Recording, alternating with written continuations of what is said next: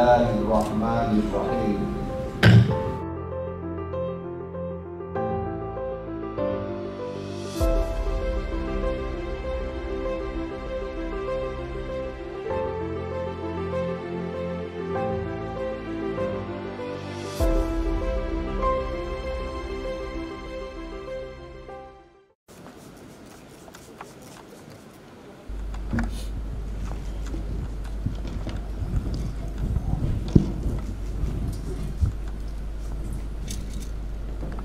Bismillahirrahmanirrahim. Assalamualaikum warahmatullahi wabarakatuh. Waalaikumsalam.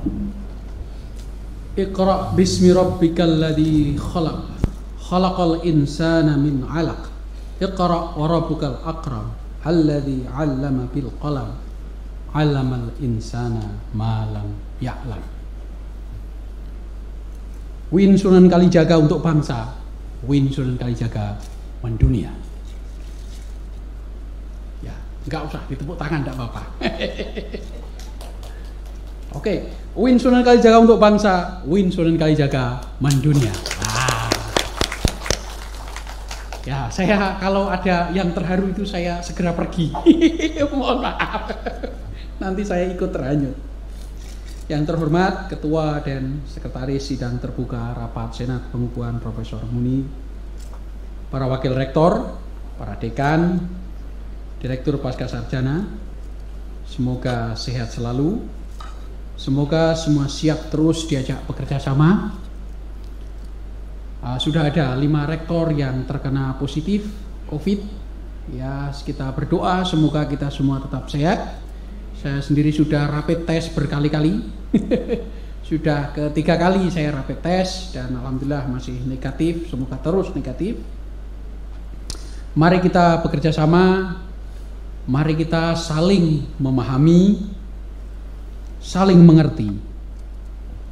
Semua ada bagiannya, karma dan dharmanya. Tidak perlu semua persis seperti yang kita bayangkan. Semua pihak harus saling mengerti demi kepentingan Win Sunan Kalijaga. Tidak semua keinginan itu terpenuhi sesuai dengan kepentingan pribadi kita. Ingat, ada kepentingan Win dan kepentingan kebersamaan. Mari kita saling mendukung, saling mengangkat. Lupakan dan maafkan saling ketersinggungan dan kesalahpahaman.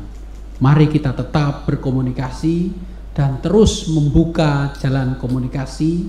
Jangan pernah menutup komunikasi. Selamat Profesor Dr. Munib atas capaiannya. Semoga berkah. Sudah duduk di sini sudah 2 kali, jadi saya nggak mencari ke sana. Setia pada ilmu, manfaat, terus menulis dan meneliti, itulah tugas guru besar. Yang lain-lain itu bonus, termasuk wakil dekan. Relasi saya dengan Prof. Munib ini tidak terlalu banyak, ya. Saya tidak banyak bersama satu tim dengan Prof. Munib ini, tetapi saya yakin beliau hatinya tulus. Dilihat dari caranya tersenyum dan caranya menyapa saya, dan tidak banyak omong, pendiam, orangnya tekun, dan semoga tetap seperti itu, tidak pernah berubah. Pak Munib ini bergabung postdoc angkatan kedua tahun 2017. Seperti yang lain ya, beliau ngumpul-ngumpul di kantor Al-Jami'ah. Program itu diinisiasi oleh Profesor Yudian Wahyudi Sunanul Ambiya, dan kebetulan eksekutornya adalah LP2M di bawah saya bersama Prof. Mustaqim, itu angkatan ke 1 atau kedua ya? Angkatan pertama, beliau angkatan pertama. Dan jika terlupa, saya akan ungkapkan secara eksplisit terima kasih kepada Sekretaris LP2M waktu itu, Pak Dr. Suhada, semoga segera menyusul, dan Dr. Mukhrisun sebagai Kapuslit.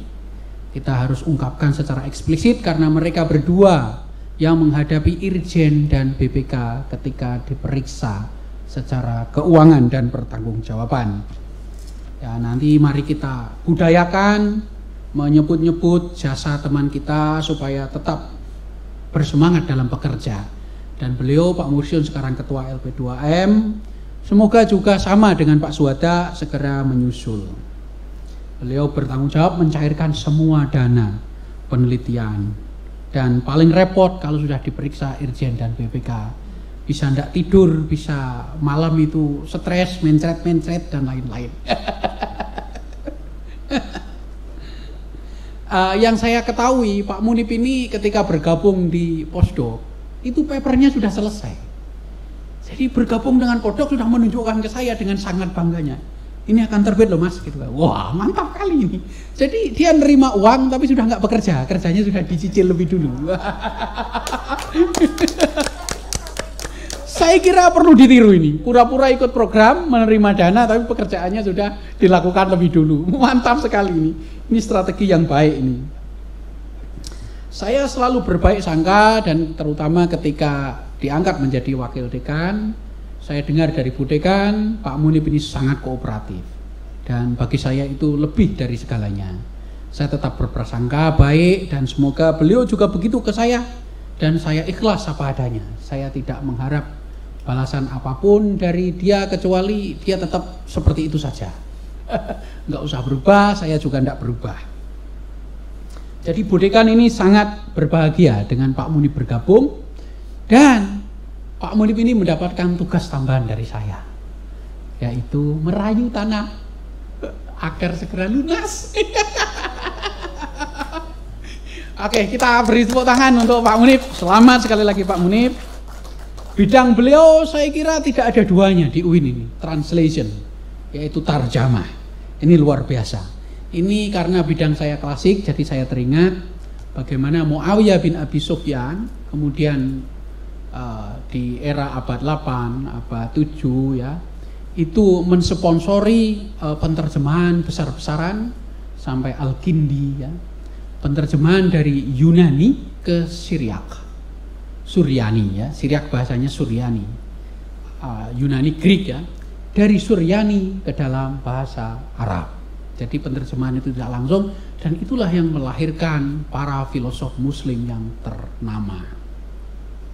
Yang belum disinggung Pak Munib adalah bagaimana penerjemahan di Indonesia ini belum yang sebaliknya, yaitu dari Indonesia ke Inggris dan ke Arab. Tadi beliau menyinggung panjang lebar bahwa penerjemahan dari bahasa Arab ke bahasa Indonesia ini mempunyai impact terhadap analisa gerakan konservatisme dan bahkan dalam tanda kutip radikalisme, dan mempengaruhi ideologi dari para warga Indonesia. Nah, tampaknya sebaliknya ini perlu Prof Munib pikirkan bagaimana menerjemah karya-karya Indonesia ke dalam bahasa Inggris dan ke dalam bahasa Arab. Jadi hendaknya kita tidak hanya import. Ini Prof Munib kan berbicara tentang import, kita juga harus ekspor ya.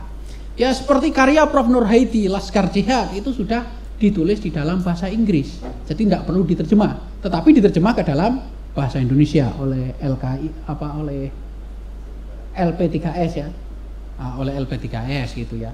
Tetapi karya seperti Pak Rozaki tentang Tretan Dibi itu, tentang Blatter, tentang Lora itu juga harus diterjemah ke dalam bahasa Inggris. Caranya nanti ya ditulis dalam makalah sehingga jadi profesor gitu ya.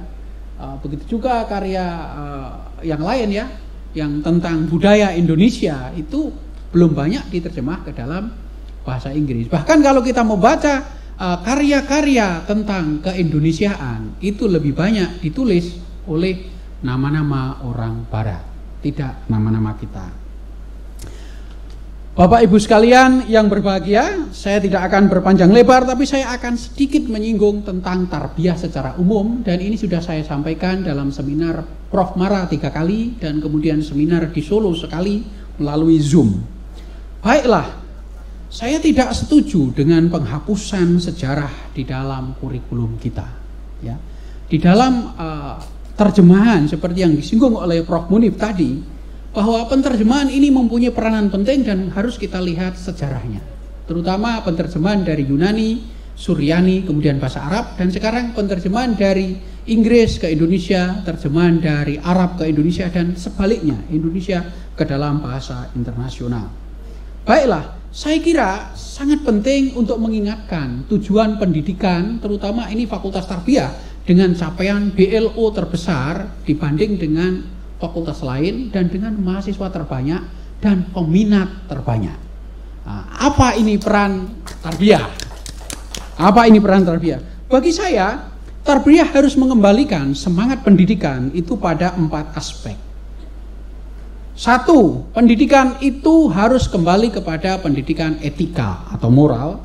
Kedua, pendidikan harus kembali kepada estetika atau keindahan.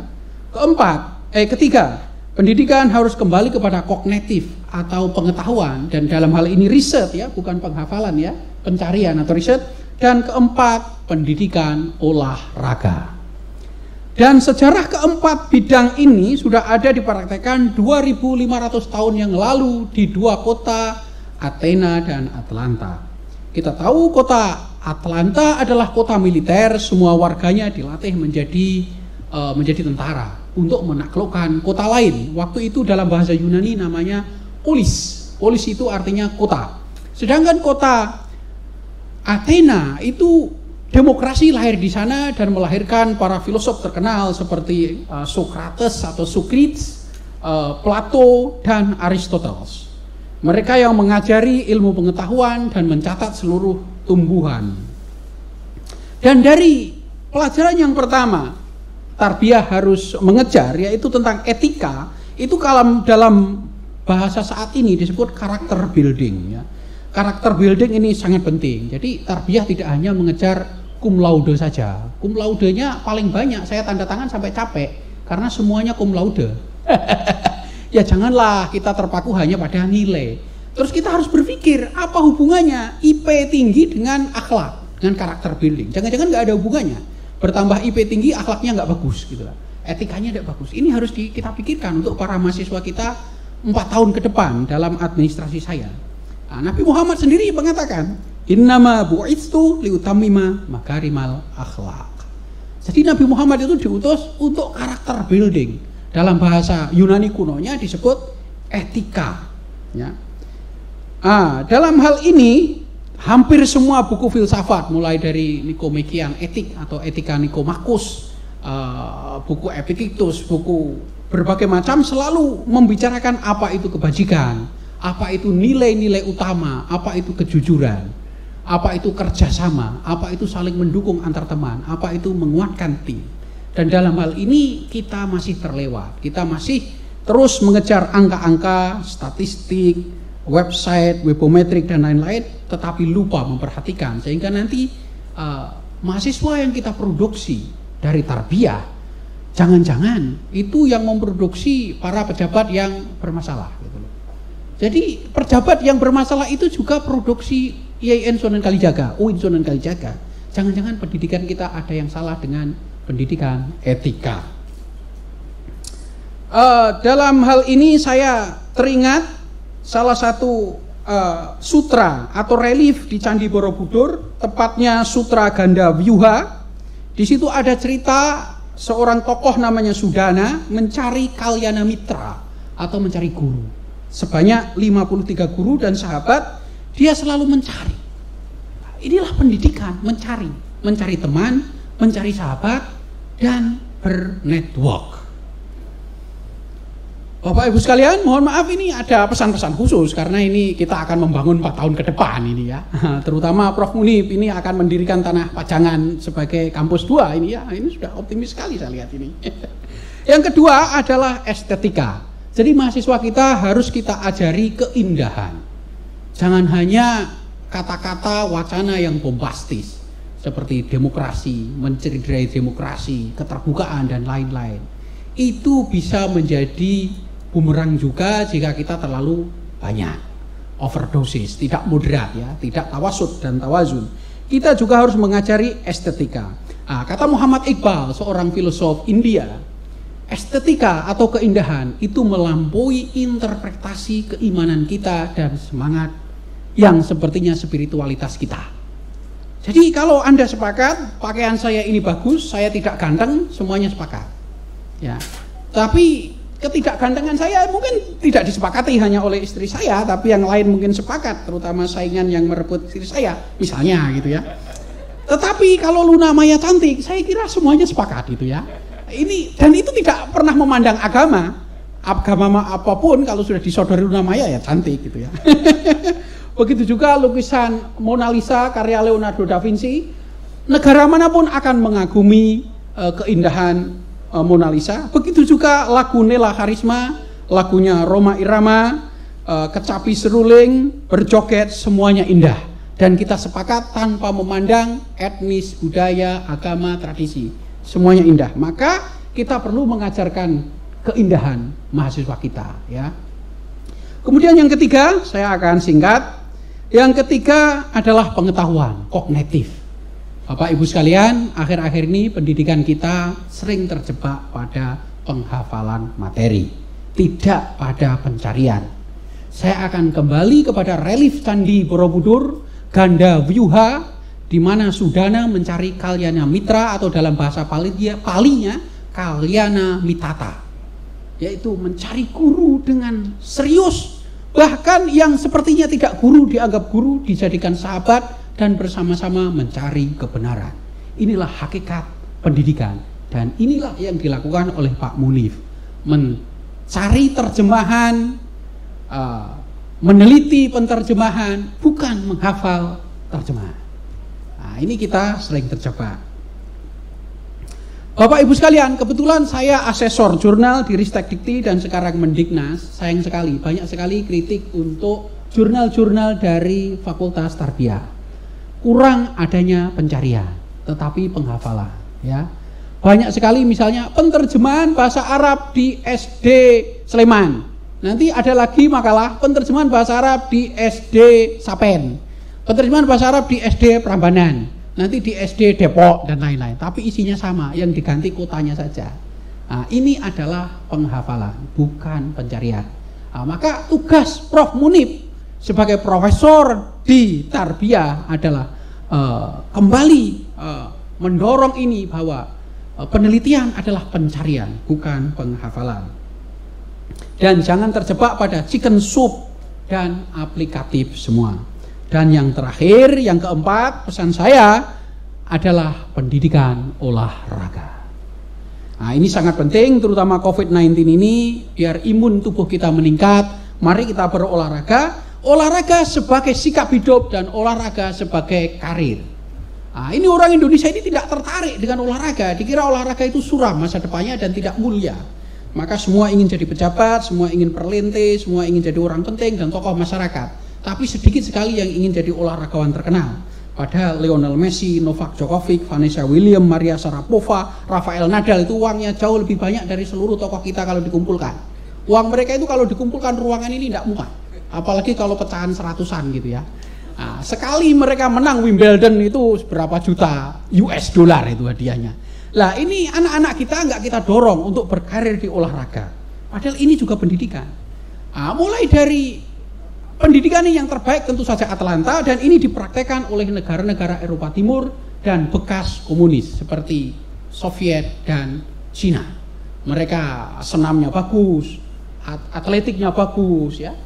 Kita sendiri di kubu bulu tangkis itu rasanya juga berat sekali, sudah kalah dengan India, Jepang, Eropa, Swiss, Jerman, itu bisa kalah kita.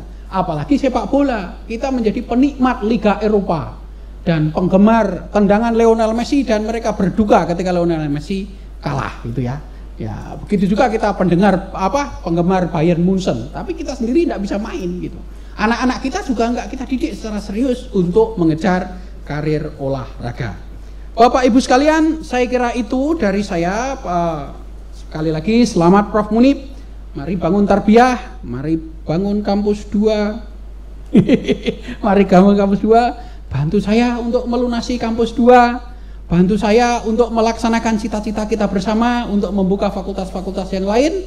Mari kita mencari, jangan menghafal. Mari kita berolahraga. Mari kita berseni, berkaraoke, menyanyi, berjoget, mendendang lagu, meniup seruling, gamelan ya. Jangan terlalu serius terus, nanti kita tidak sepakat-sepakat gitu ya. kita ini mari kita bekerja sama, mari kita saling memahami, mari kita saling mengangkat, tidak saling mencari kesalahan. Mari kita saling mendukung karir, tidak saling mencari kelemahan. Saya kira itu. Mohon maaf jika ada kesalahan.